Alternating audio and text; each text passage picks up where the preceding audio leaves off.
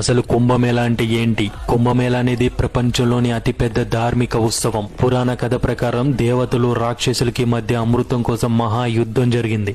దీనికోసం వారు వాసుకి అనే మహాపాముని తాడుగా మందర్ పర్వతాన్ని గడగడలాగా ఉపయోగించారు. ఇలా సముద్రాన్ని కలిపినప్పుడు మొదట విషం బయటకు వచ్చింది. ఈ విషానికి ప్రపంచాన్ని నాశనం చేసే శక్తి ఉంది. అప్పుడు ఆ విషాన్ని శివుడు తాగి ప్రపంచాన్ని రక్షించాడు.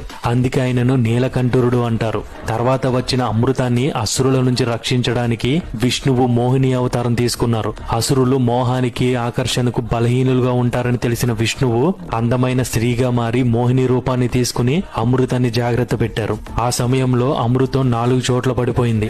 హరిద్వార్, ప్రయాగ్రాజ్, నాసిక్ మరియు ఉజ్జయిన్ లో ఈ ప్రదేశాల్లోనే కుంభమేళ జరుగుతుంది. మహా కుంభమేళ 144 ఏళ్లకు ఒకసారి, పూర్ణ కుంభమేళ 12 ఏళ్లకు ఒకసారి, అర్ధ కుంభమేళ 6 ఏళ్లకు ఒకసారి జరుగుతుంది. ప్రస్తుతం మహా కుంభమేళ ఉత్తరప్రదేశ్ లోని ప్రయాగ్రాజ్ లో